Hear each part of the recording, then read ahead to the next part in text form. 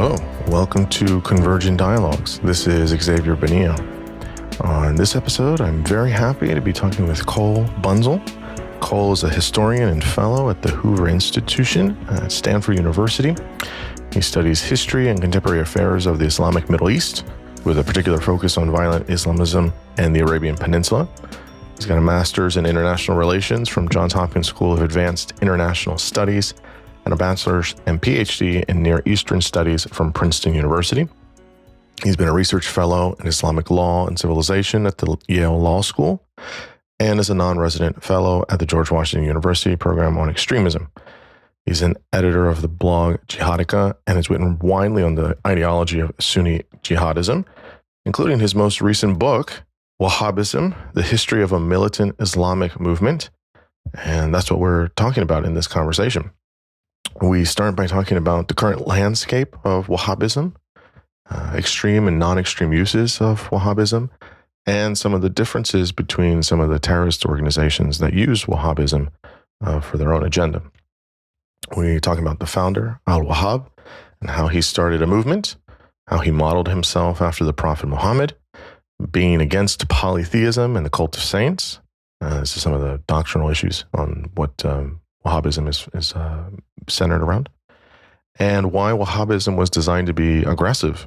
We also discuss the critics of Wahhabism from the beginning, the role of Sufism, major doctrines, the three Saudi states, the legacy of Wahhabism, and many other topics.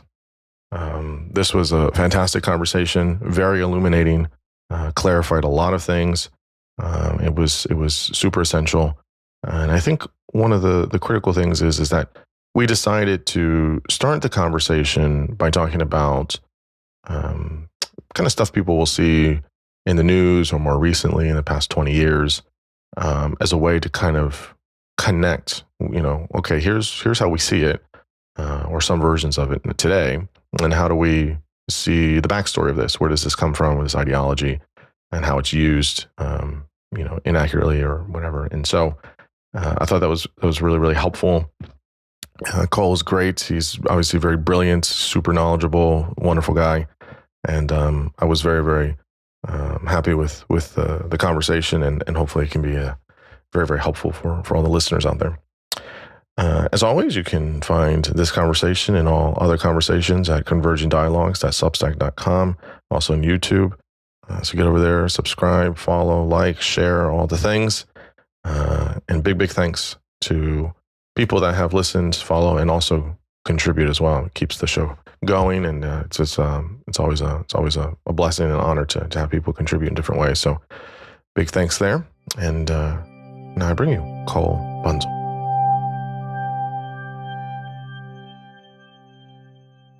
I'm here with Cole Bunzel. Cole, thanks so much for coming on the podcast. I'm really, really looking forward to our conversation. My pleasure. Thanks for having me. Yeah, absolutely. So you've written a really wonderful book. The book is called Wahhābism, The History of a Militant Islamic Movement, out of the great Princeton University Press. And we're going to talk all about it. Before we do, why don't you tell listeners who you are academically, professionally, and all the relevant points that you want to share with us. Okay, so for the past 4 or so years, I've been a fellow at the Hoover Institution at Stanford University, where I write about history of the Middle East, particularly Saudi Arabia, including the Wahhabi movement, which emerged in Saudi Arabia in the 18th century. And I also study the dynamics of Islamism, contemporary Islamism, including the jihadi movement associated with al-Qaeda and ISIS. So that's more or less my area of interest. And before that, I did a PhD in Near Eastern Studies at Princeton University, and I was a fellow at Yale Law School a year after that. That's where I come from. And I've spent time living in the region. I lived in Syria for a year after college in Damascus, studying Arabic, and most of the time that I've spent in the region since then has been primarily in Saudi Arabia. Nice. I was going to ask, do you speak Arabic or loosely enough? Inshallah. fairly well, I hope. Oh, good, Yes. good. That's great. That's great. That's great. That's great. Well, you're dealing with a lot of original sources, so I'm assuming you got to be halfway decent at it. That's cool that you were able to stay in Damascus. I've obviously a lot of Westerners don't get there, but I mean it's such a ancient city. It's got so much history. It's got so many things there. So quite lucky to have spent some time there. So it's pretty cool. Yeah, lucky to have that experience because most people can't have it right now. No. I'm certainly not going to Damascus anytime soon, unfortunately. Yeah. So, Wahhabism. So this is an interesting kind of subgrouping of Islam, of course, and it's not old. Islam is, but I think one of the things that will be interesting is to know kind of a little bit how more modern this is, and we'll talk all about it. But before we do, I thought it would be a good idea to talk about currently, present time. Where do we see the tenets and or beliefs of Wahhabism in the region, so the Mideast and globally, and where do we see how it's implemented in its practice at present in the region and in the world? Okay, so in its origins in the mid 18th century, Wahhabism was what I call, as I describe it, a militant Islamic movement, to mean that it was quite radical, provocative, activist. It wasn't content with the status quo, and it aimed at shaking things up, at drawing a stark line between believers and unbelievers. And in the Wahhabi worldview, most of the world's professed Muslims were not, in fact, Muslims. They were polytheists on account of their participation in what is called in Western academia the cult of saints, which is the idea of visiting the shrines and graves of dead saints or prophets and asking them for worldly favors or heavenly reward, intercession with God, things like that. So it starts off very militant, and it's very divisive and controversial.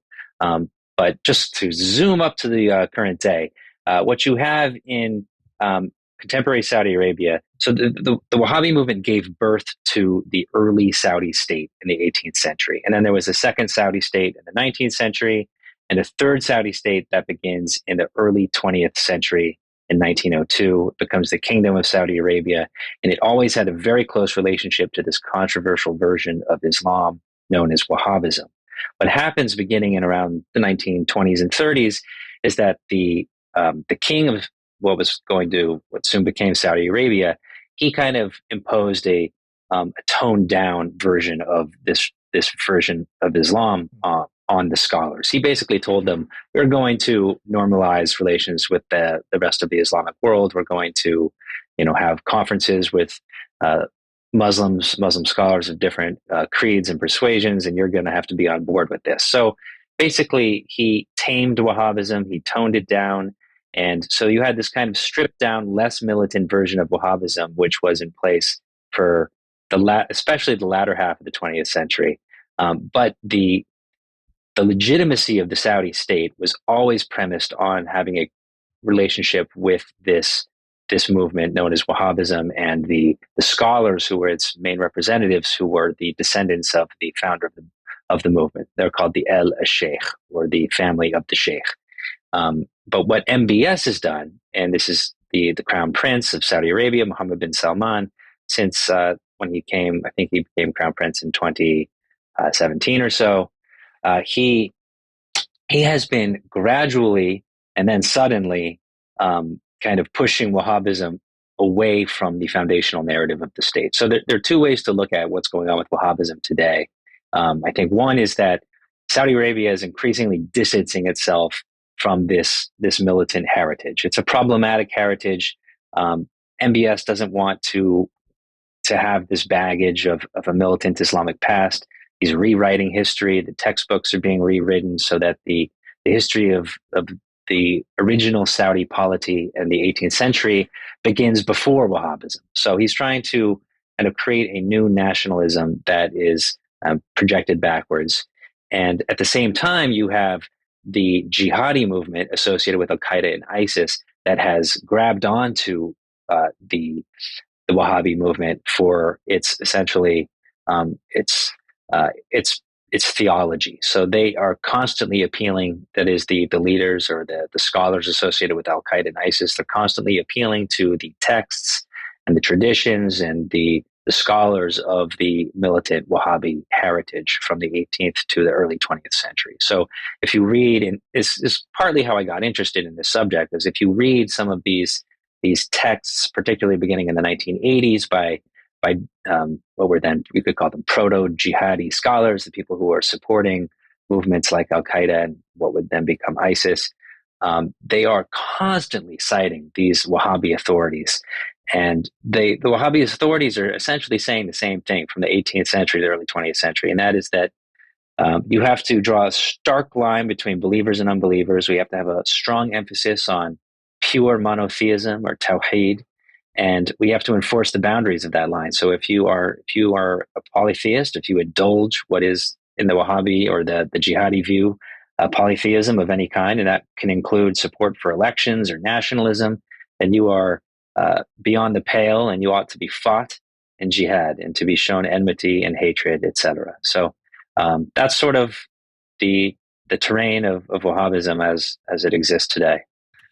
So let me ask here, is it fair to say at present that for Al-Qaeda and ISIS, the tenets and the tradition and the if you will doctrines of Wahhabism is that's what they follow. That's what's animating, or that's what's giving them license, if you will, to wage jihad, an offensive jihad, and do all of their activities against many individuals, including other Muslims. Is that fair to say, or is that too direct of a link there? So the link is very direct, but I don't think we should kind of discount the other elements that go into the jihadi ideology and worldview, which include the idea of restoring the caliphate and fighting regimes that don't apply Islamic law and that rule with democracy. So a lot of those things are kind of absent from the Wahhabi heritage. Mm-hmm. The fierce intolerance of Muslims of other theological persuasions, those who indulge in practices perceived as polytheistic in some sense, that is very much coming straight out of the Wahhabi heritage. And the Wahhabi heritage is, I think, particularly appealing to them because not only is it extremely intolerant and uncompromising in its fundamental tenets, but it also isn't tainted by Western colonialism or anything like that. So there's no in the history of Wahhabism isn't a history of confrontation with the West. It's an internal Islamic world phenomenon, a battle over what Islam ought to be and what it is not. And so, I mean, that tradition, I think it rings to the ears of the jihadis as pristine and untainted, as I said. Yeah, that's a helpful distinction, I guess, to further clarify here. So there is some use of it, but is it more of that for, I mean, what many people deem terrorists or terrorist groups, such as Al Qaeda and ISIS, is it that they're just interpreting or even maybe misinterpreting the tenets of Wahhabism, or they're just using it in their way? That, to say in another way, there are other people that could believe it, and you don't have what many of these terrorist groups are using it for. Is it an interpretive thing, or is it no? Actually, the way in which you would interpret this would be elements of, some extremism or some militant kinds of ways of thinking, or et cetera. So is it just an interpretive thing that ISIS is taking this and running with it, or is that kind of endogenous to the actual ideas and doctrine of Wahhabism? I think more the latter. I mean, so say you take the early Islamic textual tradition comprising the Quran and the Sunnah.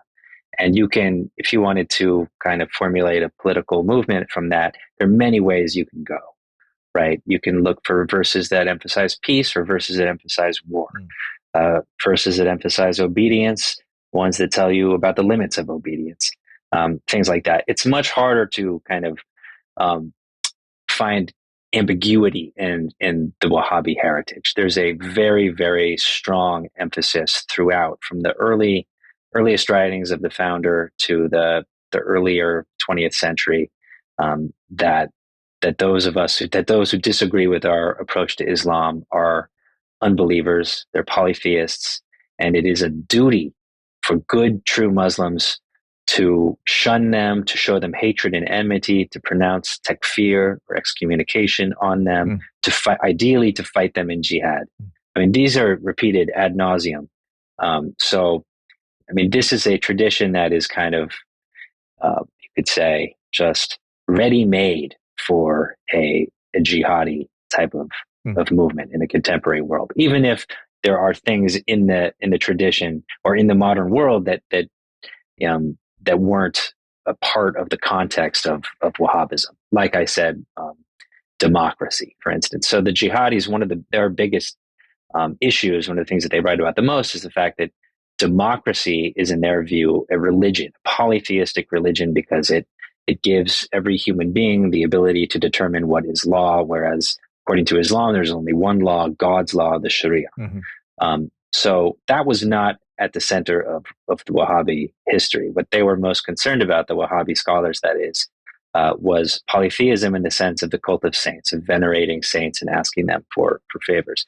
There are, however, instances when Wahhabi scholars, particularly beginning in the later 19th century, they had exposure to Ottoman reform and the ways that law was being canonized.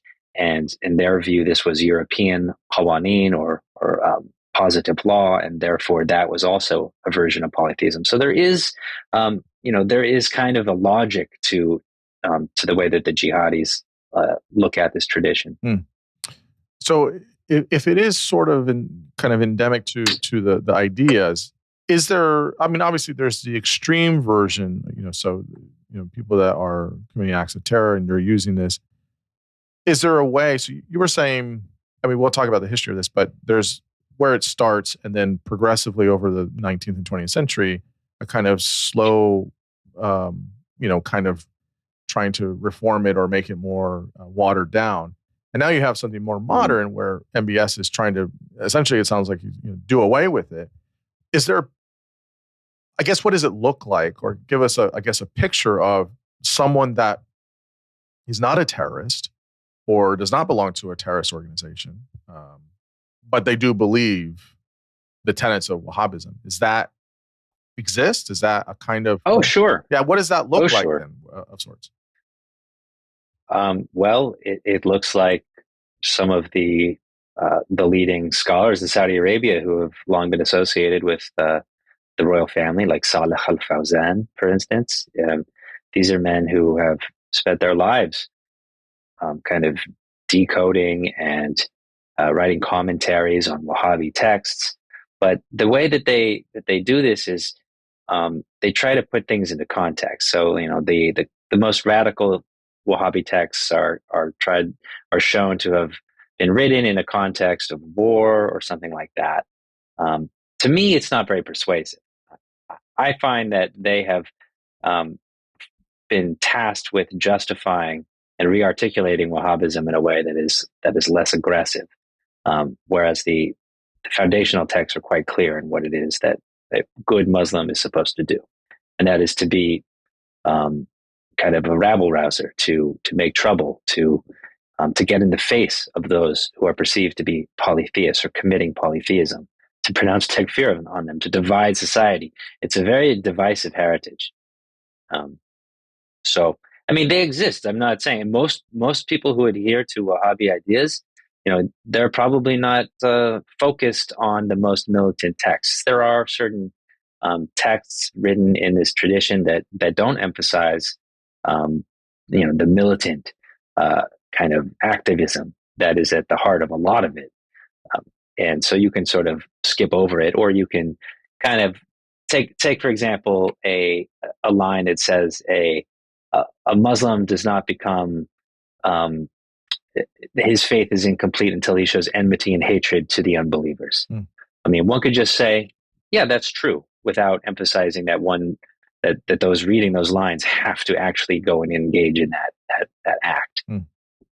So I don't know if that helps. No, that does help, because it does sound like there is. I mean, you see this with a lot of religions, especially when older ones, where it does sound like there is a kind of an omission that's happening, right? We're going to actively not.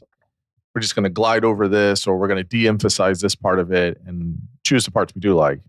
But then you will have, essentially true believers, fundamentalists, that take it all the way. It's like, look, it's the 7th century, and we're, well, in this case, in the 19th century, 18th century, it's going to be, we're just going to follow what was said and how this was done. So it does seem interesting how, the reason why I think a lot of people might be interested in some of this is, well, we do see acts of terror by certain groups, and it's like, well, what's the ideology, right? This has to come from somewhere, and it's not enough to say, well, this is their interpretation of the Quran or various hadiths. It's like, well, what's the system? Where is this coming from?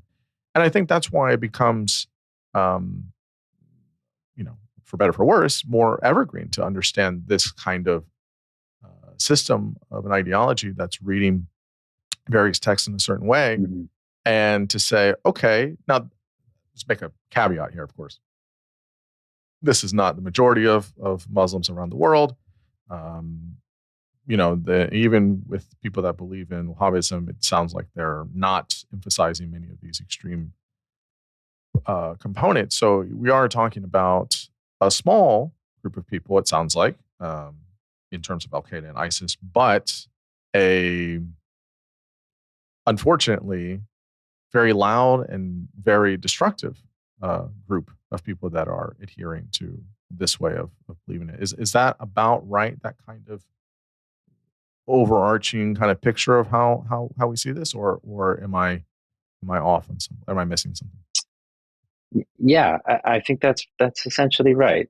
And I should perhaps make a further distinction, since we're focusing in on the modern era right now. There is a distinction between Al-Qaeda and ISIS when it comes to the appeal to Wahhabism in particular, because Wahhabism is it's the epitome of intolerance. So it's very popular, for instance, for ISIS, what we now call ISIS-K, or the branch of ISIS in Afghanistan. They have decided that the Taliban are unbelievers, that they're polytheists. And a lot of the way that they justify this is by appealing to Wahhabi texts, which are very intolerant of groups that adhere to different philosophies of Islam. Why do they feel the Taliban are this way? What is the actions that the Taliban is doing or not doing that make them view this? Well, they've written about this at extreme length in different languages, but to put it in few words, is as few words as possible. The Taliban, one has to understand, they don't belong to a Salafi Wahhabi background. Their background is it's Sunni Islam, but it's a different kind of Sunni Islam than what one finds dominant in the Arab world. So they belong to something called Hanafi Maturidism, to put it bluntly. I mean, that's the way that the jihadis of ISIS look at it. So they come at it, their tradition is one that follows the Hanafi madhab, one of the 4 schools of law in Sunni Islam, and that is that follows the Maturidi school of theology, which is a rationalist theological tradition associated with the Hanafi school of law. And so this is, this goes back into theological polemics of the 13th to 14th centuries and earlier, where you had people like Ibn Taymiyyah, who is, we can talk about him a little later, kind of sort of the godfather of Salafi purist Sunni Islam. He had lots of diatribes against the types of theologians associated with Maturidism. So the Maturidis and the idea that the Hanafis, they follow blindly in the jihadi view, the teachings of their law school, that immediately renders them beyond the pale. So it's kind of hard. I've written a little bit about this in a separate essay. One can go back to the 1990s and find jihadi Arabs living in the vicinity of Afghanistan were already deeply uncomfortable with the Afghan approach to Islam because they see it in just these terms: Hanafi, Maturidi. There's also a mix of Sufism. If the Taliban are not Sufis themselves, they're at the very least tolerant of Sufi practices and rituals, including the cult of saints. Here we go with modern Islam digressions before we even get to the heart of the book. But another fun fact that I like to throw out there sometimes is that the chief judge of the Taliban, he's a close confidant of the current supreme leader and the former supreme leader of the Taliban, Mullah Omar. This is a judge named Abdul Hakim al-Haqqani, and he's written several books. Not even several. He's written dozens of books on Islamic law, theology, and ethics, etc. Interesting character, total misogynist. But one of the most interesting passages I found in one of his books has to do with his comments on Wahhabism. When it comes to describing Muhammad bin Abdul Wahhab, he dismisses the man as a heretic, someone who declared takfir on the Muslim world, and and thank God that the Ottomans came and destroyed the early Saudi state. So this is a militant Sunni fundamentalist movement. The Taliban, the United States was at war with for 20 odd years. And they are theologically incompatible with another Sunni militant fundamentalist movement that the United States is at war with, ISIS. Al-Qaeda is somewhere in between. They're trying to constantly appeal to a kind of pan-Islamic sentiment and not put as much emphasis on sectarian division. And that's sort of a new theme in Al-Qaeda. So they've kind of moved away from the Wahhabism, whereas ISIS has picked up that mantle. Not to divert more, but where do we find? You can just plug it in where it kind of fits here, if at all. Where do we, it's, kind of relevant at the moment. Where do Hezbollah and Hamas fit in this kind of picture as well? Are they also a kind of Islamic fundamentalist kind of, groups as well, or is it completely removed? Yeah, I would also classify them as Islamic fundamentalist movements, but of a different, cut from a different cloth, and each from its own cloth. The Hamas is an extension of the Egyptian Muslim Brotherhood. It's quite clear about that in its charter. And it's a mixture of traditional Muslim Brotherhood themes about Islamic revival and, restoring Islamic sovereignty to the world, etc., and Palestinian national liberation. So it has an interesting background, but it's not related to Wahhabism. In fact, it's been at war with groups that have, in the Gaza Strip in particular, have tried to assert their authority. Mainly groups associated with what were then associated with Al-Qaeda. And Hezbollah is, of course, a Shiite movement that has its origins in Lebanon in the 1980s and is associated with the revolutionary theocratic ideals of the Islamic Republic of Iran. So there's completely incompatible with Wahhabism. So yeah, it's interesting that some people will like to talk about Islamic, a kind of general war against Islamic fundamentalism or something like that. But I think that once you kind of look behind the curtain a little bit, you find that these groups, these movements are all very, very different, very much so at odds with one another, fighting each other, engaging in ideological polemic left and right every day, tweet after tweet, Telegram post after Telegram post. And I write about some of this stuff, and it can be fun, it can be nauseating, but it's never uninteresting. Yeah, I appreciate you making those distinctions, because I think some people like to flatten these groups and people in two ways. Some people will say very, very, very recklessly about, Islam as a religion. That's just what I've learned is that's uh, uh, wildly reckless. um, most people are not in these kind of camps.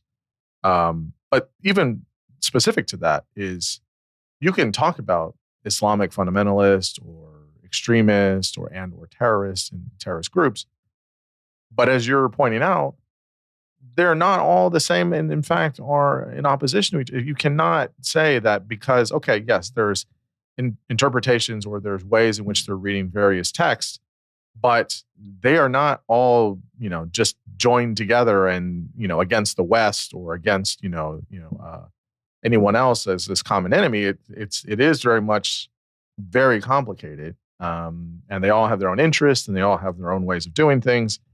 And I think typically what happens for people in the West is they just see the behaviors and the actions, and then it's tied to interpretation of a religion. And so it's just like, very much making, at the very least, correlations. And, maybe I think some of that's unfair, maybe some of it is fair, but I think it is really important to be careful to say, okay, here's where there are distinctions.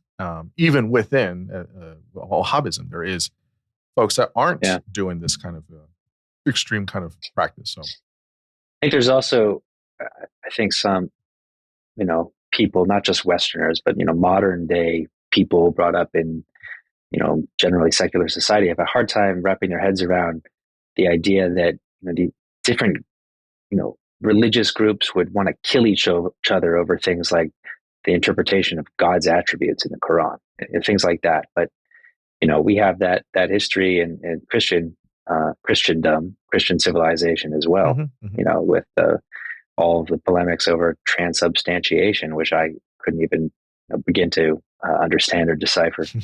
But people, killed each other over that sort of thing and divided into sects. And that's our history.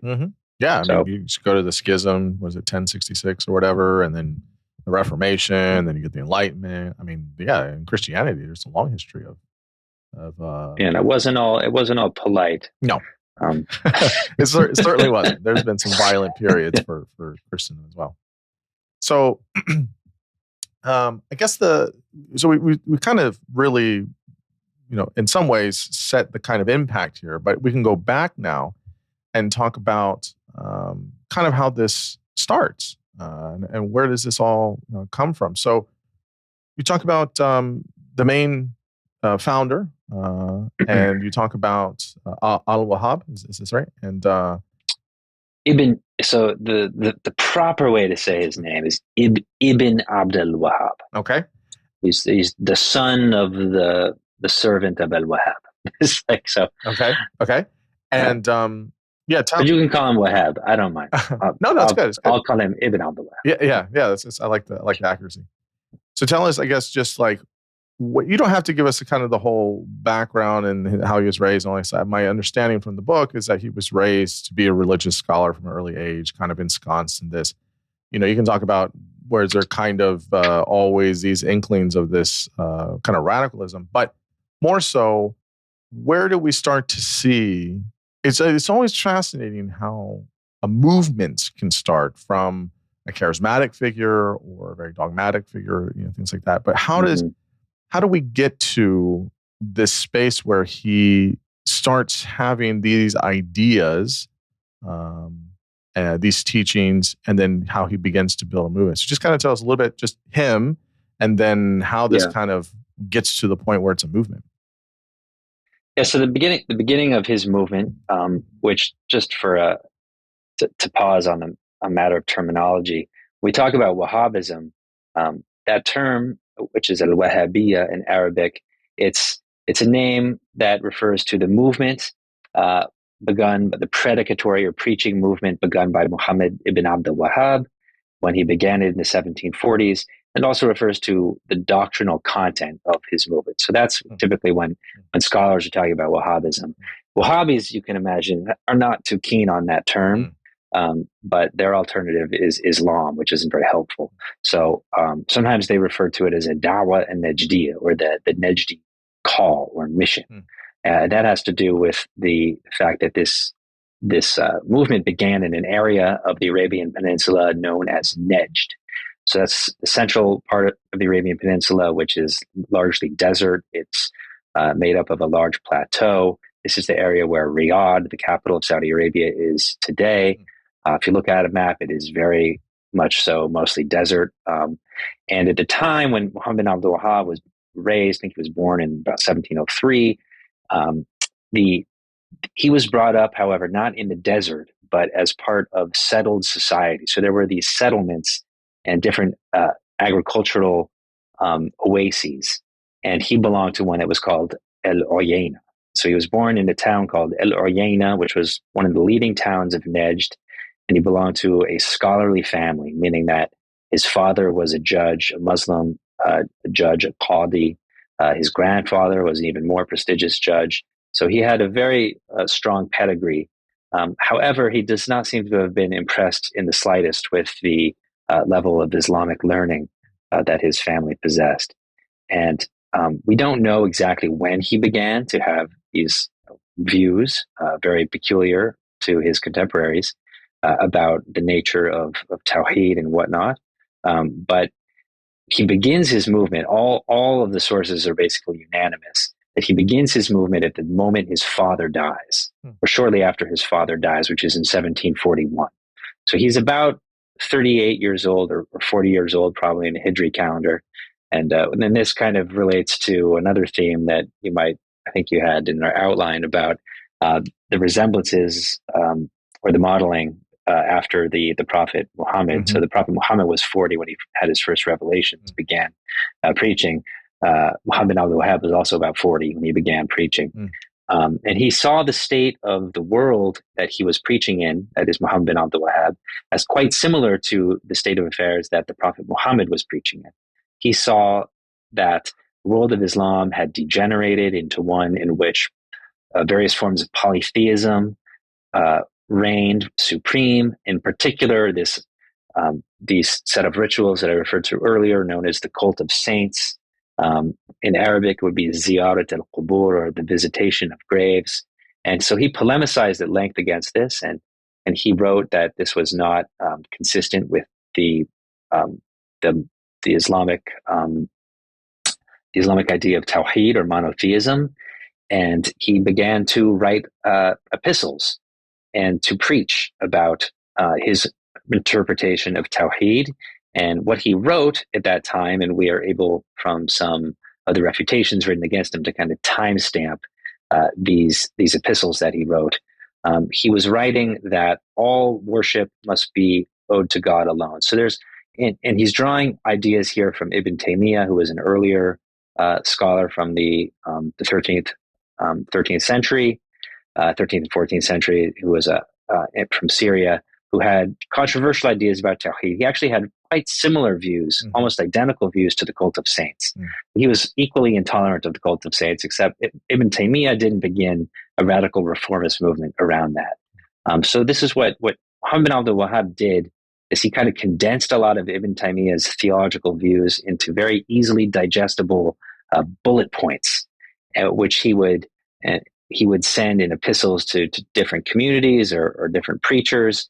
And he would try to convince people that the predominant practices of not just the Islamic world of Najd that they lived in, but in the metropolitan centers of Iraq and Syria and elsewhere, that these amounted to polytheism or shirk. And therefore, the people who were partaking in those practices were not Muslims. They were actually polytheists, much like the polytheists that the Prophet Muhammad was arrayed against at the time when he was preaching. Because according to Muhammad bin Abdul Wahhab, those polytheists at the time of the Prophet in the 6th and 7th centuries, they also believed in one God. They professed a kind of basic monotheism, but they prayed to many gods. So there was this distinction that he drew between two kinds of Tawheed, which comes from Ibn Taymiyyah. And he wanted to kind of explain to the people of his day that to be true Muslims, you had to you had to profess Tawheed in the second way, which was to direct all forms of worship to God alone, and that includes supplication or praying to graves and that sort of thing. That is no bueno for Ibn Abdul Wahhab. And then in the second part, so that was the first part of his message. If we were going to condense it into two things, one is a lot of what you see today is shirk. It's not Tawheed. To profess Tawheed correctly, you have to direct all forms of worship to God alone. The second plank of his platform was that to profess that was actually not sufficient to make one a Muslim. One had to go further and take another step by showing hatred and enmity to the polytheists in one's midst. And this was also, according to Ibn Abdul Wahhab, the practice of the Prophet Muhammad and prophets and messengers before him. So that was sort of in essence, the message that he was preaching from the earliest epistles that we have by him from 1742. That's the earliest one that I was able to timestamp. So a bunch of follow-ups here. So the first one I have is there, in one way you could look at this, he's basically ripping off of the Prophet Muhammad and some of the earlier teacher that you mentioned from the 13th century. Is he really offering anything new? Or a second way of looking at this is that the point that if someone's going to believe somebody and he's going to start a movement, you have to connect it to the very heart and core of the religion and the doctrines and all that. So I guess the question here is, you could look at it one of two ways, but was what he was doing by aligning with definitely the Prophet Muhammad and also with others in terms of doctrine, was that intentional so people would say, you can't necessarily disagree with that. You have to agree with it. So now we're getting this updated reading or version that's going to have a lot of weight behind it. What's the view there? So his contemporaries were deeply offended. As you can you can see that right? too, right? Yeah, you could be offended. Yeah. They're being called polytheists by someone that a lot of them didn't see as a supremely talented scholar. And Muhammad Abdul Wahhab was many things. But he was not. We probably wouldn't call him a genius. He didn't write tomes in different Islamic sciences or anything like that. He was very limited to what he knew best, and that was creed or theology, the fundamentals of the faith. So he would be criticized by contemporary scholars who would say, you don't meet the level to be a mujtahid, the kind of scholar who can draw directly from the Islamic texts. You're an imposter. How dare you accuse us of being unbelievers?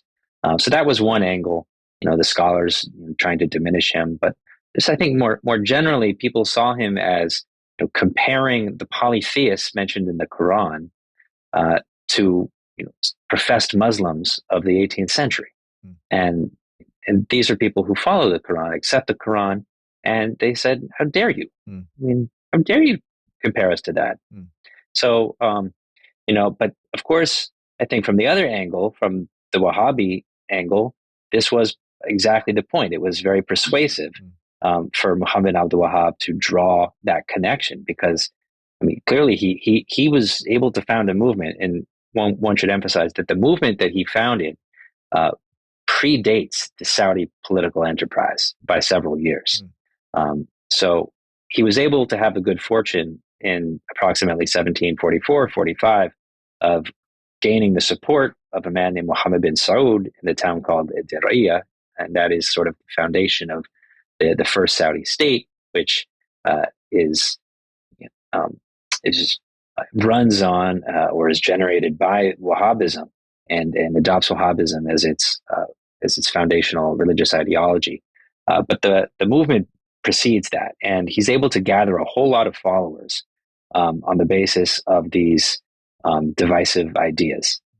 So he was able to convince a lot of the people around him that the religious practices in Nejd in particular amounted to polytheism, and that the people engaged in those practices were akin to the polytheists mentioned in the Quran. So two things that come out is he's very, in terms of, we'll get to the core components in a minute, but the things that stick out are he's very much against polytheists and definitely seemingly polytheist internally within Islam, much less than those that are outside Islam. What does that, so, I mean, I know what that means, right? You believe in many gods, right? Like that's what it is, right? That's polytheism. You believe, so if you know, for Muslims, it's Allah is the one true God. For Jews, it's Yahweh. For Christians, it's, God and, the Trinity and all that.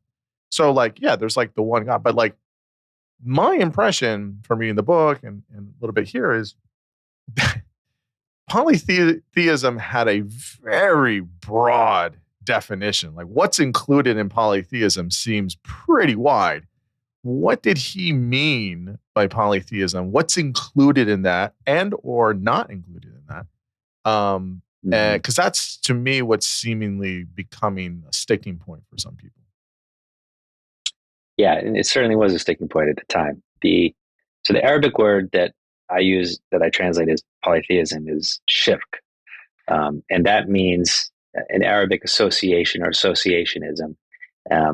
So it's short for the association of other beings or things with God. In the way that the Wahhabis interpret it in particular is the association of other beings in the worship of God, sometimes known as shirk fil ibadah, or shirk, polytheism in worship. So it's not a perfect translation by any means. Some use associationism. I'm not too hot on that, though. It's not really an English term. But the important thing is that for Muhammad bin Abdul Wahhab, the way that one becomes a polytheist is not by believing in the existence of many gods, but by appealing to more than one divine authority. So as he sees it, somebody who is dead, say a saint, who people who go to that grave and they believe that this saint is capable of miracles. Say, if I pray to this saint, and I might even put some money in the tomb, this saint is going to protect me from famine or from being pillaged on my next caravan. That sort of thing. There are similar things in the Catholic tradition. I was going to ask about this. Yeah, what my kind of understanding of saints is from I mean, I'm not Catholic, I never was, but what my understanding of saints is that very similar. You pray, you burn a candle, you have, sometimes a day for the saints, and they help you with something specific, and there's a saint for this and a saint for this. Is it somewhat analogous? I mean, I don't want to compare because I know different religions, different history and background stuff, but is there some analogous elements of sainthood? It is somewhat analogous. And, I couldn't get into I don't know enough about the details of the Christian case to expound upon the analogy, but there's certainly something there. And that was what was deeply offensive to Muhammad bin Abdul Wahhab. And he wasn't the first to draw that connection, to be offended by that. His predecessor, the most important predecessor, was Ibn Taymiyyah, the 14th century Muslim scholar from Syria, who I mentioned before, who wrote, he polemicized at great length against the cult of saints. However, he was much more restrained when it came to pronouncing takfir, or excommunication, on those who were seen as participating in the cult of saints. So is this for Taymiyyah and for Wahhab, is this cult of saints idea, it's not the only way that they're looking at polytheism? Is there other ways, or at least for Wahhab, is there other things that are there? I mean, it sounds like the cult of saints is an essential bit of it, but it's not the only thing. Yeah. No, it's not the only thing. There's a book that Muhammad bin Abdul Wahhab wrote called Kitab al-Tawheed, the Book of Monotheism, in which he goes through chapter by chapter different kind of phenomena of polytheism as he saw them in his time. So the things would include sorcery, witchcraft, appealing to or praying at trees. This was actually like holy trees. People would put like little pieces of paper or something on a tree and think that it would give them good luck. All things like that. There's a story in the earliest Wahhabi chronicle about Muhammad bin Abdul Wahhab chopping down a tree that was seen as a holy tree. Also, breaking down grave sites, things like that. So, and those who have focused on Kitab al-Tawheed, I think, kind of miss the fact that it is the cult of saints that's at the center of this. Because if you examine, I think the best way to look at how Wahhabism kind of worked in practice is to look at the writings of Ibn Abdul Wahhab that he was sending to his contemporaries. That is his epistles and his letters. What was he trying to convince them of? And in those letters and in those epistles, what one definitely finds the emphasis on is the cult of saints, and the fact that it amounts to shirk or polytheism or the sharing and the worship of God, because all things must be directed to God, all forms of worship. And he repeatedly goes after this theme. It's not really about sorcery or trees. It's the cult of saints. And it was this, and it's the same cult of saints and its kind of presumed ubiquity that caused the Wahhabi scholars of the next century, of the 18th century, and into the early 20th century, to look at the vast majority of the Islamic world as having sunk into polytheism. So, for example, the Ottoman Empire was dismissed as a state of polytheism, as a state of shirk, into the early 20th century. There's a famous fatwa authored by the leading Wahhabi scholars in the time of World War I, where they're asked by a questioner, which side should we support in this war? Should we support the Christian powers or the polytheist Ottomans? And they say, oh, well, they're both pretty awful. Actually, the polytheist Ottomans are worse. But the best outcome would be for God to extend the war between them. So, I mean, it couldn't be clearer the way that they looked at the kind of the majority of the Islamic world. Was there anything included in polytheism outside of the cult of saints that was like consequential? So maybe there's these other, but when we read the original epistles and the documents, did he have in mind more things for cult of saints, or is that just kind of how it started to evolve later? Or this is like the central and main theme that he was including in polytheism? I mean, it's the theme that he was obsessed with. I mean, we could put it that way. I mean, so here I have a line here. This is from this 1742 epistle. And it gives you an example of the kinds of things that he's mentioning here. He says, so reflect, may God have mercy on you, on the supplication, the dua of other than God in times of hardship and in times of comfort that has afflicted mankind. So this saying reflect on the extent to which people are appealing to these saints all the time in our modern day. Such and such a person intends to travel, and so he goes to the grave of a prophet or someone else. He comes to it with his wealth and his money in order to avert robbery. And such a person is afflicted by hardship on land or on sea, and so he seeks the help of Abdul Qadir, who's a saint in Baghdad, or Shamsen, that's a saint in Nejd, or a prophet or a saint, that he may relieve him of this hardship. But this is, it's his routine early Wahhabi polemic against the cult of saints. That was the main grievance. And certainly it develops from there. They expunge the so-called polytheism from the area, and then the state expands and it starts to encroach on the outer rim of the Ottoman Empire. So it's interesting. You mentioned that his message was one that was divisive and disruptive intentionally, and this dichotomy of community of belief versus community of unbelief. I guess it's one thing to say, look, don't do that, or we should be better, or we should aspire to not be polytheist, or things like that. But it's pretty, in certain moments, we'll come to the four major elements in a minute, but it seems, I mean, again, I'm not reading this in original language, but based on from what you discussed in the book and everything, aggressive. Like it's intense. Yeah. It's not just like, no, like if you don't do this, like there should be consequences. We should, in some cases, violently take care of this. Like why that level? Why was he, it's one thing to feel passionate about something, but why to this very intense level? What do we make of that extent, and what is he using to support those potential aggressive actions? Well, without being psychological about it, I mean, I can't decode what was in Muhammad bin Abdul Wahhab's brain. Sure. Just based on what he wrote. Yeah.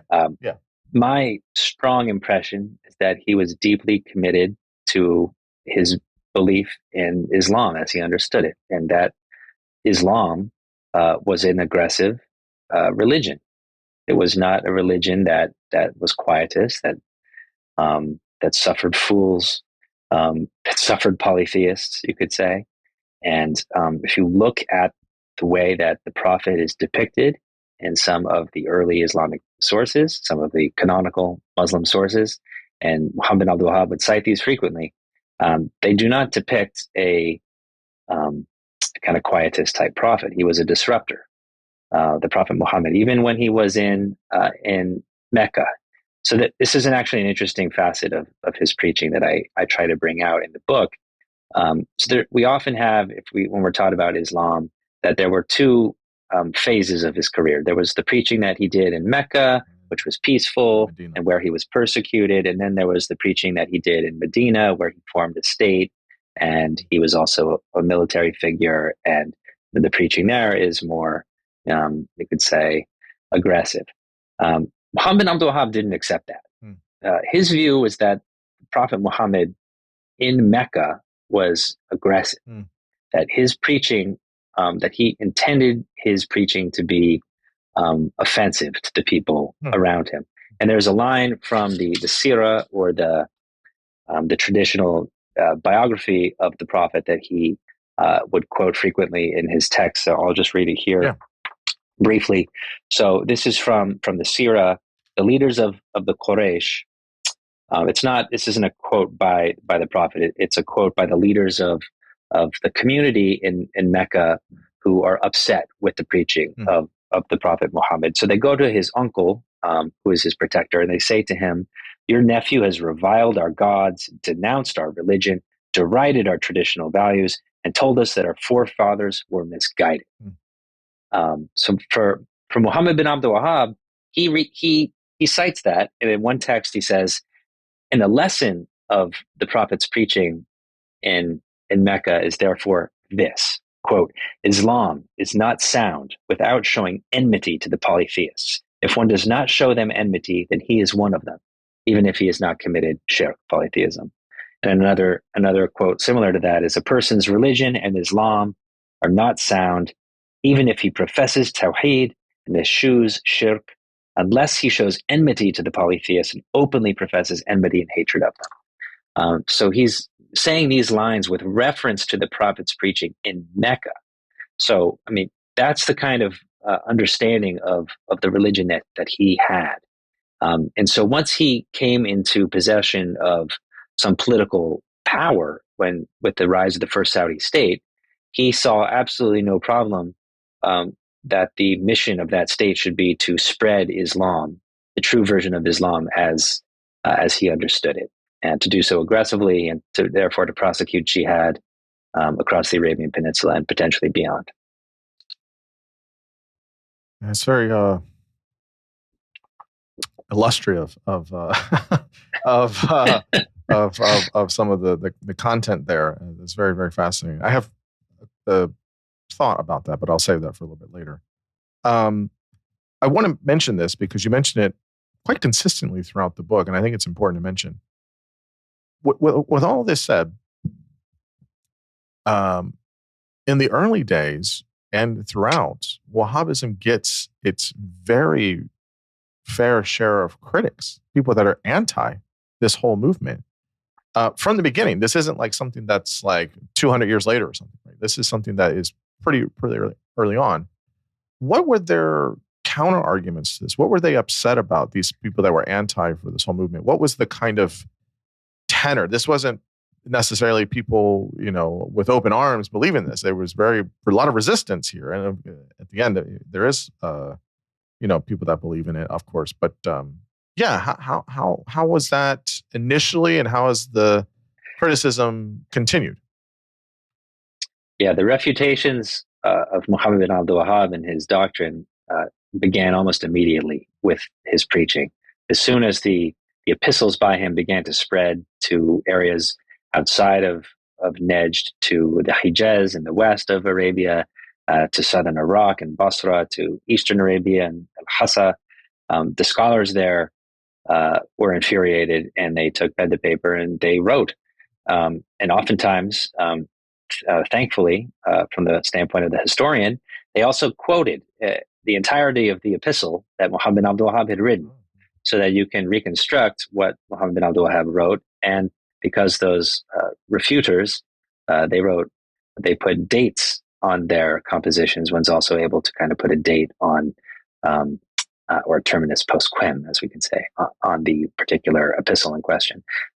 There are numerous things that the refuters would say.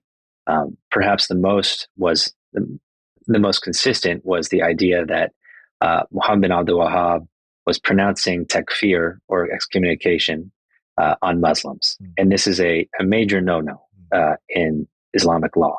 And there was a tradition attributed to the Prophet that one who that wrongly pronounces takfir on a Muslim, the accusation redounds on him. So it's a very dangerous territory to issue these kind of blanket accusations of takfir, as Muhammad bin Abdul Wahhab did. And so they saw what he was doing as completely antithetical to the idea of Sunni Islam, which is predicated on the Jama'ah, or the group, the larger group society. And so that was one line of criticism. You're a mukaffir, you're obsessed with takfir, and therefore you're a heretic for doing that. Another was to associate him, because of that practice, with the Kharijites, a movement that were known for their indulgence of takfir and fighting fellow Muslims. That was another theme. Another was to quote a passage of his in which Muhammad bin Abdul Wahhab seems to say that he's getting his understanding of Islam from on high, in the form of a blessing from God. So they therefore called him mutanabbi, or a kind of wannabe prophet. So they said that he's acting like a prophet. In many ways, he was kind of acting like a prophet, but that was they made fun of him. They belittled him. They said the things like, "You're not qualified to engage in ijtihad," and making deductions from the foundational Islamic sources of the Quran and the Sunnah, because you don't meet the scholarly qualifications that had been established by Muslim scholars over the centuries, which indeed he did not. And he claimed, he would respond, "I am not a mujtahid. I don't claim to have the ability to do that, and that's not what I'm doing. I'm actually just trying to stop you all from practicing polytheism." So you can imagine it's kind of a dialogue of the deaf when you start reading it, because they don't understand, it seems to me, where Muhammad bin Abdul Wahhab is coming from. Now, a lot of them, the main disagreement between the different kinds of refuters had to do with the sort of scholarly authority to whom Muhammad bin Abdul Wahhab most consistently appealed, and that was Ibn Taymiyyah. So he was a Hanbali scholar, meaning he belonged to the Hanbali school of law, and the Wahhabis come out of the Hanbali school of law, so they have this attachment to Ibn Taymiyyah and his theology. Whereas they were the other, they were mostly traditionalists, right? That's the impression I get. Yeah, they're traditionalist theology, meaning they don't adhere to one of these rationalist philosophical schools of speculative theology, which the Shafi'is and the Hanafis and the Malikis did. So that's the other schools of law. And most of his refuters were Shafi'is, just because of the demographics of the area. And so they would often resort to long citations of refutations against Ibn Taymiyyah. So they would just kind of, these refutations, some of which stretch on to hundreds of folios, that comes out to even more hundreds of pages in text on a computer. They're kind of rehashing these polemical or theological debates from the 13th and 14th centuries, which can get, to me, is very interesting. So for one group of refuters, just to put it, to wrap it up, for one group of refuters, Muhammad bin Abdul Wahhab and Wahhabism were little more than the revival of Ibn Taymiyyah, and his school of thought, which was deeply controversial in its time. For another school of refuters, namely the Hanbali refuters, who were the ones most close theologically to Ibn Abdul Wahhab, Muhammad Abdul Wahhab was misusing and misquoting Ibn Taymiyyah and taking his ideas in a direction in which they were not intended to go. So my own view is that it's somewhere in the middle. That's very interesting. I meant to ask you this earlier, but you're talking about Taymiyyah. Where does Sufism fit in here? Can I just say one more thing? I think I didn't quite do justice to the kind of tone of some of these refutations. Sure, yeah. They're extremely brutal. Some of them would say, this man is insane. He ought to be treated with medication. I mean, first of all, he needs to be detained. They need to understand whether or not he needs medication. And if he won't recant from his insane points of view, then he should be killed in order to save the Muslims from this man's heresy. And so people were calling from his head even before he was engaging in any form of violence. So that's the kind of just how polarizing a figure this was. People wanted him killed from Basra to Mecca and Medina and in East Arabia, and even people in his own communities in Najd. They wanted him killed. And they were looking for an authority that could come in and do such a thing, but they were not able to succeed. Sorry, I cut you off at Sufism. Yeah, well, I wanted to know where that fits in here. Let me just remind people what Sufism is, and then where does that fit here with Wahhabism? Yeah, so Sufism is the mystical dispensation in Islam, often associated with a so-called Sufi path to enlightenment. Often it's associated with the Sufi orders in which one takes on a master, a sheikh or a pir in Persian or Turkish. And so it's kind of an alternative spirituality to sort of the legalistic form of Islam. That is, you might say, is the kind of mainstream and what is expected of everyday Muslims. So it's kind of, most of what Muhammad Abdul Wahhab wrote was not kind of deeply hostile to Sufism, as in the sense that Sufism can be defined in multiple ways. For some people, it's simply just it's kind of ascetic practices, which for the Salafis and the Wahhabis are not it's not a huge deal. But Sufism also does have this strong historical connection. Particularly what is sometimes called esoteric Sufism, the Sufism of Ibn Arabi and certain kind of more heterodox thinkers. It was associated and closely connected to the cult of saints. And to that extent, and some of the Sufi masters would become kind of namesakes of Sufi orders, and their shrines would be centers of visitation. And so to that extent, Sufism was bad according to the Wahhabis. But they didn't polemicize against Sufism as such. They polemicized against the cult of saints and the practices related to it. It's very interesting. So there are these 4 major components you spend time, a very long chapter talking about. So maybe you can just kind of go through them. We can go through the kind of Saudi states, briefly after that. But this is the kind of main central aspects here. So it's forgive my pronunciations here, but it's the Tawhid. Tawheed. The Takfir, which you've already discussed. The third one, al-Wala wa Bara. Al-Wala wal Bara. Yeah. And jihad, and there's 2 types of jihad that you discuss. You talk about offensive jihad and defensive jihad. So maybe just kind of go through each of those, telling us what each of them are and how they were used, and then how Ibn Wahhab was able to use or expand upon these. You've talked about the Taymiyyah as the big influence here, so maybe there's influence here on these 4 concepts, but then how he branches out and continues to use them differently or otherwise. And so, just kind of walk us through them. Yeah, so in this chapter, which is I think called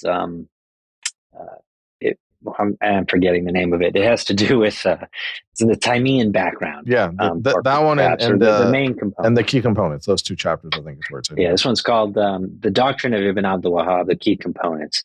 So in this chapter, I try to look at um, the sources of Ibn Abdul Wahhab's doctrinal tenets and their relationship in particular to the thought of Ibn Taymiyyah. And as I alluded to before, the reason to bring up Ibn Taymiyyah is because he was so central to the early discussion and the early debate around Wahhabism. It ended up being, in large part, a debate over the interpretation of Ibn Taymiyyah's views and also the legitimacy of those views, whether he was beyond the pale or not. So my own view is that he selectively, that is Ibn Abdul Wahhab, he selectively interprets Ibn Taymiyyah in ways that I don't think he's doing it, say, disingenuously or anything like that, but he puts a certain spin on Ibn Taymiyyah's theological ideas, and in some ways he takes them and beyond where Ibn Taymiyyah might have been comfortable seeing them go. But to begin with Tawheed, basically the view I come to here is that he was not misusing or radically reinterpreting Ibn Taymiyyah's understanding of Tawheed. So Ibn Taymiyyah, in his theological polemics, including against the cult of saints, but also against all sorts of different Muslim groups and Christians and Jews, he often referred to what he termed two versions of Tawheed, two kinds of Tawheed. So Tawheed in Arabic has the meaning of making God one, to make God one, or to render God one. So monotheism in English kind of is more about belief, right? It's the belief in one God. It's not quite what the Arabic word Tawheed captures. So the two kinds of Tawheed that Ibn Taymiyyah distinguished between were, first of all, what he called Tawheed al-Rububiyyah, or the Tawheed of God's, I think it's lordship. I don't really use the translations very much. They sound terrible. So Tawheed al-Rububiyyah, and the other is Tawheed al-Uluhiyyah. And basically, it comes down to this. Tawheed al-Rububiyyah means confessing a basic belief in monotheism, that there is a supreme being who creates the universe, who manages the affairs of the world. But that doesn't necessarily mean that if you hold that belief, that you devote yourself exclusively to the worship of that one God.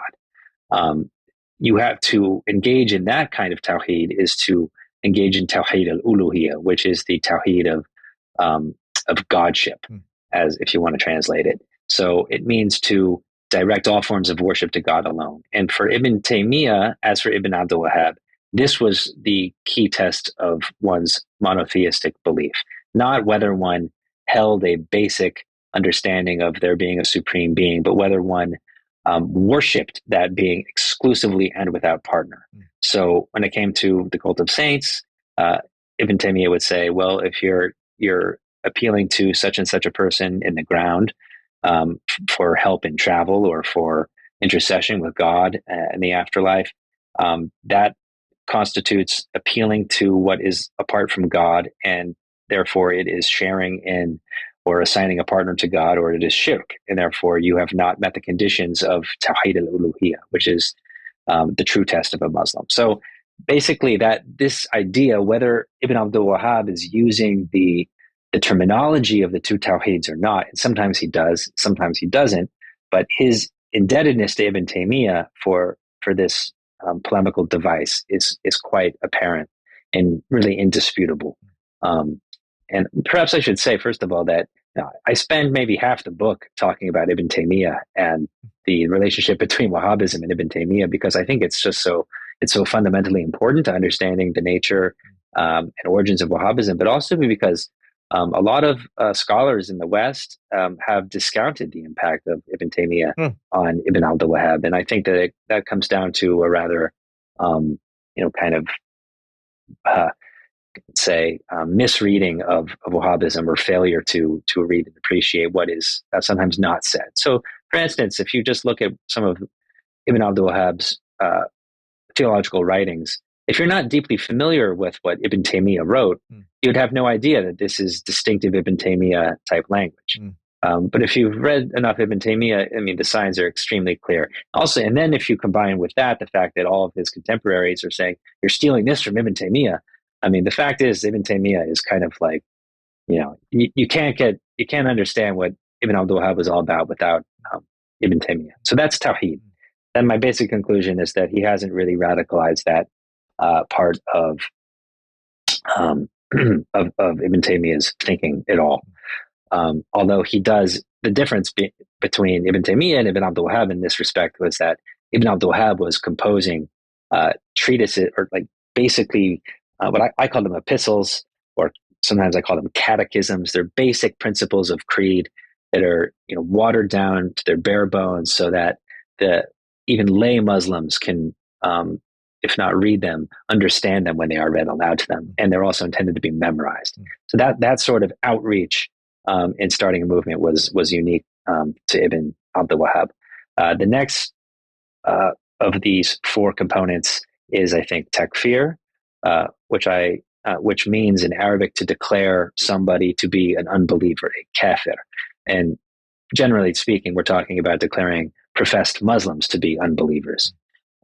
So there's a key line from Ibn Taymiyyah where he says that I am one of the people most averse to making a pronouncement of takfir on a Muslim. I think he's probably wrong in saying that. A lot of what he said was very divisive and sectarian, but at the same time, there are many places in his writings where he makes allowances for particularly lay Muslims, and saying that those people can be excused their errors, the errors of their conduct, if they are indulging in, say, polytheism and the cult of saints, because they don't know better, because they're ignorant, and therefore they can be excused on the basis of ignorance. So this is a concept in Arabic known as al-udhr bil-jahl, or to excuse on the basis of ignorance.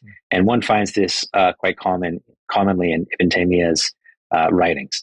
But when you look at what Ibn Abdul-Wahhab had to say, it was completely different, at least in certain key places. He wasn't particularly consistent on this, but the writings that had the most impact on the Wahhabi movement's development were based on the idea that there was no excusal on the basis of ignorance when it comes to matters of fundamental belief.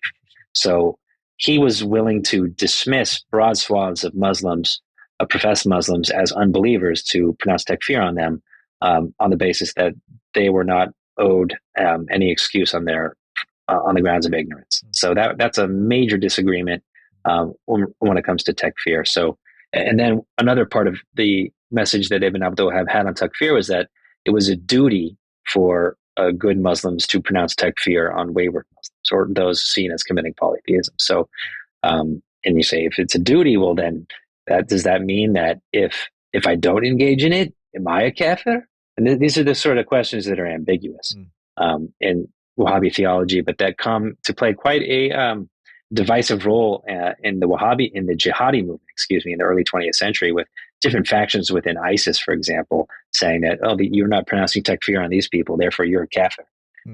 That kind of logic follows from the Wahhabi mainstream. Turning to what's the third one, al-wala wal-bara. So al-wala wal-bara is a phrase that captures a duty known as, if I translate it, it's association and dissociation, or loyalty and disavowal. And basically what it amounts to is a duty that is found in certain of the foundational Muslim texts that says you have to associate and show loyalty exclusively to fellow Muslims, and to dissociate from and show hatred and enmity to non-Muslims, namely unbelievers, polytheists, what have you. So this concept is elaborated, and not just in Ibn Taymiyyah, but in many other parts of the Islamic tradition, Islamic scholarly tradition, not just within Sunnism, by the way, too, but also Shiism and Kharijism. But there is a particular emphasis on it in Ibn Taymiyyah's writings. The difference is that when he's writing about it, he's not thinking in terms of population level takfir, and therefore population level exhibition of hatred and enmity.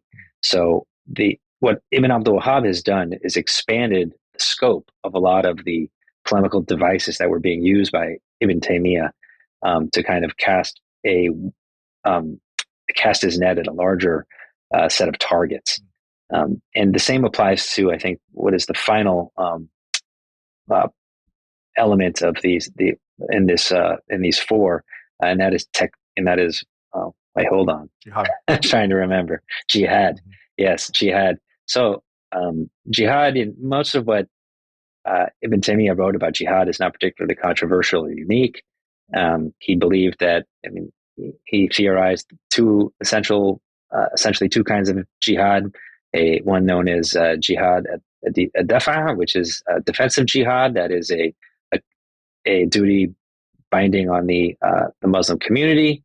So it's an individual duty, fard al-ayn, and offensive jihad, which is, or missionary jihad, something in Arabic that is called jihad at-talab, or the jihad of seeking out the enemy, which is the kind of jihad that one engages in usually under the aegis of properly formed Islamic State to spread the word of Islam and to fight the unbelievers, at least in one campaign, at least once a year. So that's the idea of offensive jihad. And however, there's one unique thing about Ibn Taymiyyah's approach to jihad, which had to do with the jihad that he was engaged in, at least rhetorically, and that was the Mongols who were sacking Damascus and raiding the Fertile Crescent during his time. So the Mongols had converted to Islam, but Ibn Taymiyyah didn't really believe that they had. So it was a nominal conversion. And so there was some dispute, however, among the people of the Mamluk Sultanate that Ibn Taymiyyah lived in about the legitimacy of fighting those who acknowledged Islam.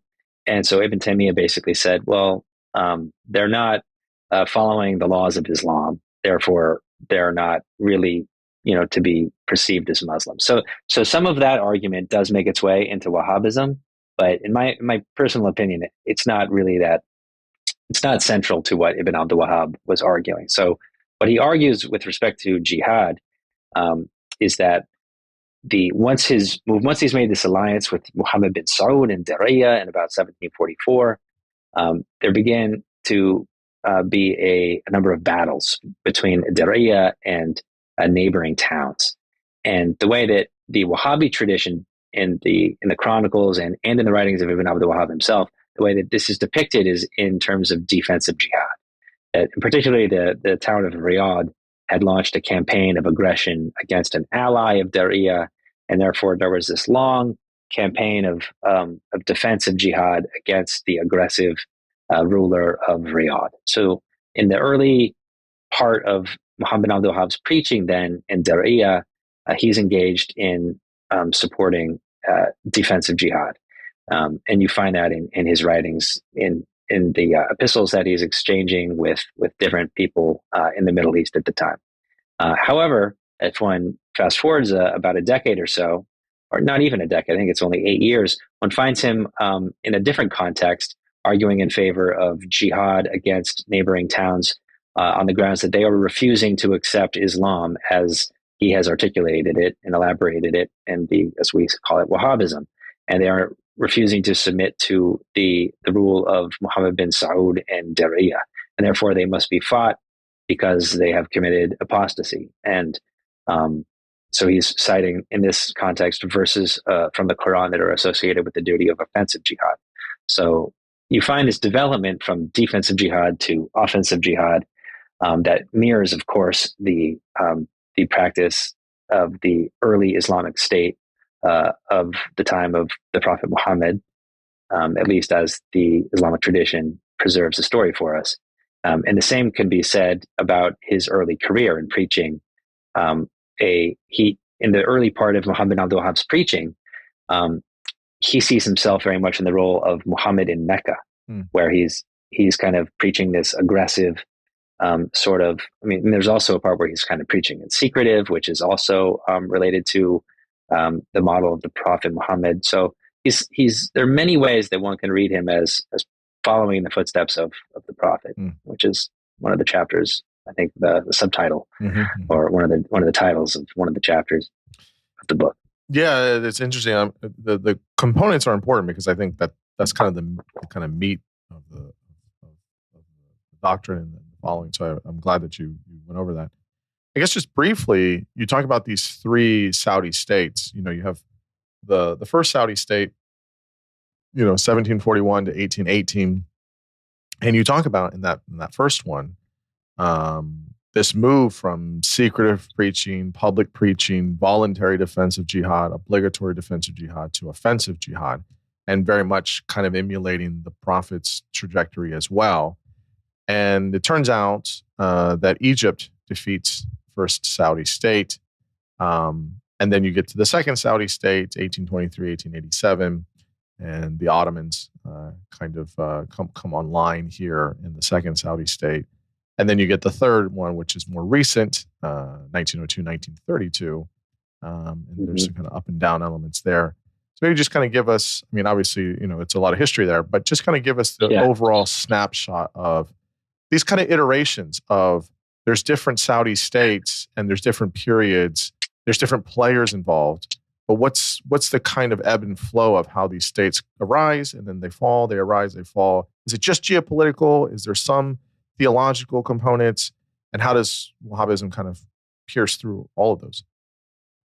Yeah, so I would say that the first Saudi state, which lasts from approximately 1744 to the year of its destruction, 1818, with the sacking of Diriyah by the forces of Mehmed Ali of Egypt, that version of that iteration of the Saudi political project was the most devoted to Wahhabism. And because it was close, because he was a part of it, it was very close to it. Is that part of the reason why?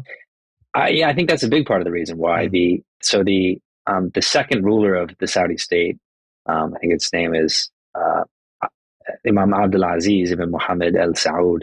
He was a student of Muhammad bin Abdul Wahhab, and I believe he also married his daughter. I mean, a lot of intermarriage is an interesting feature of this part too. So we have, I think, a tendency to look at the current way that the Saudi state is structured and to kind of project that back onto the past.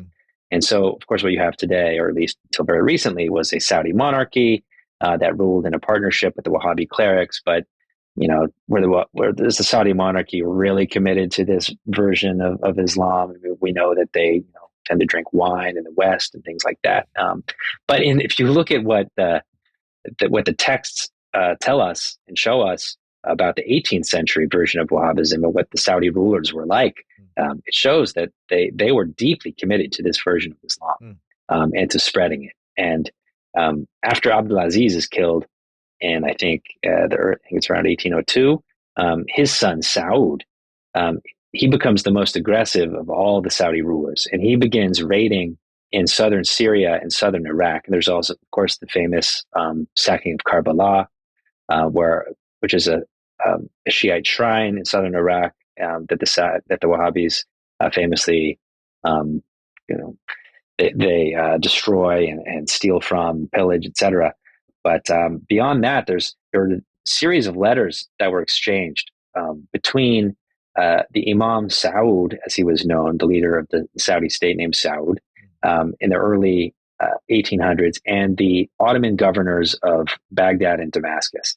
And basically what Saud wrote to them was that you people don't practice Islam. You practice polytheism. And here, I'll explain what Islam is. And he would just kind of summarize Wahhabi creed. And then he would say, and so if you want to accept what I have to say, then you will be our brothers in faith. If not, then we will fight you. And he quotes here a statement that's preserved in the Islamic tradition by the Prophet Muhammad, which is a letter from the Prophet to the leader of Byzantium, is called Heraclius or Heraclius, where he says, accept Islam and you will be safe. Otherwise, the sin of the husbandman will be upon you. And this is broadly understood in the Islamic tradition to mean that the Prophet was foreshadowing his campaigns, the campaigns of early Islam against Byzantium and other empires. So basically, what the early Saudi rulers were doing when they looked at the Ottoman southern periphery as they were conquering northward was that they were going to repeat the experience of the early Islamic State in conquering this empire that professes polytheism. And And there's no reason for them not to think that. I think, in large part, because there hadn't been a state-like project that came out of Nejd in hundreds of years. Really, I think like 8 centuries or something like that. It's really a remarkable development that there was ever a state that came out of Nejd that grew to this size and that had just conquered Mecca and Medina. So, I mean, that's kind of the character of the early Saudi state that comes through from the writings, not just of the Wahhabi clerics, but from the Saudi leaders themselves. The character of the Saudi state in the second Saudi state is very different. The leaders seem to be much more, averse to conflict with neighbors. They're more circumspect. I mean, from all appearances, they seem to be devoted to Wahhabism, but not, in an aggressive missionary way. They host foreign, that is, Western ambassadors in the capital, in Riyadh, and generally they're just not as aggressive. However, the Wahhabi scholars that they promote and that they are, sometimes co-authoring epistles with, they haven't changed their positions whatsoever, and so they still continue to see the outside world beyond Arabia as predominantly one of shirk and unbelief. So that's the second Saudi state, and then there's a long civil war that begins in the 1860s, and the Saudi state is not nearly as successful in its second iteration. And then there's this period that I refer to as the Rashidi interregnum between, I think it's 1887 and 1902, when there was another dynasty that was regnant in Arabia known as the al-Rashid. They ruled from the northern town of Hayl, and they were much less disposed positively to Wahhabism. And there's many anecdotes that I try to bring out in the book that illustrate that. But the Wahhabi scholars at the time, they didn't really know what to do because they didn't have a Saudi patron anymore. So they tried to maintain the severity of their doctrine. They argued in numerous polemics that if one was a true Muslim, that meant that one could not travel to places like Egypt, Syria, and Iraq, because those were places where polytheists were dominant, and one could not be in a place where polytheists were dominant unless one, being a good Muslim, was willing and able and in fact eager to show hatred and enmity to those people. And supposing that showing them hatred and enmity would invite their wrath, then he couldn't possibly be in that territory. And that's an argument that is repeated over and over and over again from the early 18th century into the early 19th century to the early 20th century. The prohibition on travel to lands considered quote unquote lands of unbelief or lands of polytheism. And that included the entirety of the Ottoman Empire. So that's the third Saudi state, something of a different animal, because there was a very interesting ruler named Abdulaziz, who he begins the third iteration of the Saudi political project in 1902 by coming to Riyadh from Kuwait with a handful of supporters and reestablishing a Saudi family rule in Nejd. And in doing so, he kind of repeats the earlier model of the first Saudi state. He brings the scholars together. They invoke him as the extension of the earlier Saudi rulers who promoted Wahhabism in Arabia and beyond, and they saw him as a puritanical Muslim ruler who would, just kind of chart the same path as before. But Abdulaziz was smart and worldly, and he understood that if I'm going to have a state in the world as it was coming into being at the time, I'm going to have to accept certain international norms and conventions, like borders, like treaties with foreign powers. I'm going to manage my affairs carefully. I'm going to listen to the scholars when it suits me. I'm going to ignore their advice when it doesn't suit me. So, for instance, there's a famous case where oil prospectors, oil businessmen are operating in the kingdom. And this is probably in the 1920s, word of this reaches the leading Wahhabi scholars in Nejd. And so they write to King Abdulaziz to say, this is against Islam. You can't have people like this in Islam. You're the ruler of a Muslim state. This is unacceptable. and he just ignores them. You know, and there are many interesting, um, witnesses to Abdulaziz's kind of conduct with the scholars, and the way that he kind of was able to put them in their place, but also kind of set them up with a pretty powerful bureaucracy. And so he gave them sort of as David Cummins in his book on Wahhabism says, he gave them a half loaf. But the Wahhabi scholars came to understand that a half loaf wasn't so bad. And they were able to kind of continue to elaborate Wahhabi doctrine in an unreconstructed manner. But when it came to their affairs with the outside world, it was impressed on them that they were no longer going to characterize the larger Muslim world as a world of polytheism and unbelief. They were actually going to interact with that world. They were going to try to make good with it and to persuade that world that their beliefs were the right beliefs. But just even by accepting that task, the scholars were admitting that they couldn't adhere to their puritanical ideals in the way that they did in earlier periods. And so that's what I begin to call the watering down of Wahhabism, not so much in theory as in practice. Mm-hmm, mm-hmm.